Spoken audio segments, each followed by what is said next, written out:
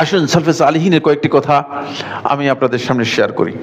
এক ব্যক্তি যা রাজুল খালিদ ইবনে ওয়ালিদ রাদিয়াল্লাহু তাআলা আনহু, এক ব্যক্তি খালিদ ইবনে ওয়ালিদ রাদিয়াল্লাহু তাআলা আনহুর কাছে আসলেন। ফাকাল লাহু, খালিদ ইবনে ওয়ালিদ রাদিয়াল্লাহু তাআলা আনহুকে বললেন, ইন্না ফুলানান শাতামাক, যে অমুকে তোমাকে গালি দিয়েছে। খুব বেশি কথা বলে নাই।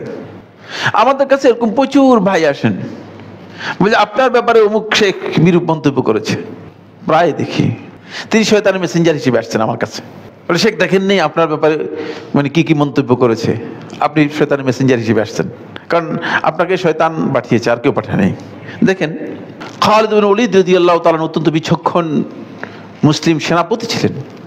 তিনি এটার উত্তরের মধ্যে বললেন, কারণ তিনি জানেন যে শয়তান যে মেসেঞ্জার পাঠিয়েছে, এই মেসেঞ্জারের মাধ্যমে আমি, কারণ তিনি তো সেনাপতি, তো সেনাপতির উত্তরটা মানে যদি এমন হয় সাধারণ পাবলিকের উত্তর হয়ে যায়, তাহলে কি হবে?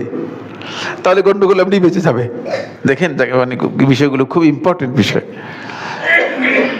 আমাদের তো মানে সাথে সাথেই আমাদের রিয়েক্ট করার সুযোগ হয়ে যায়, সাথে সাথে আমাদের মধ্যে রিয়াকশন এসে যায়।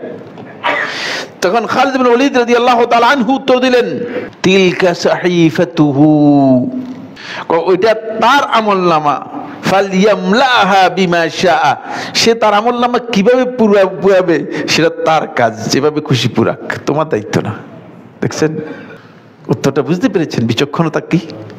তার আমলনামার ব্যাপারে তোমার দায়িত্ব নেই, তুমি ভুল একটা মেসেজ নিয়ে এসেছো। তার আমলনামা সে কিভাবে পূরণ করবে সেটা তার দায়িত্ব। ফলে খালিদ ইবনে ওয়ালিদ রাদিয়াল্লাহু তাআলা আনহু তাকে বারণ করলেন, যাতে করে সে এই বিষয়ে একজন মিথ্যা সাক্ষী হিসেবে তার কাছে উপস্থিত হতে না পারে।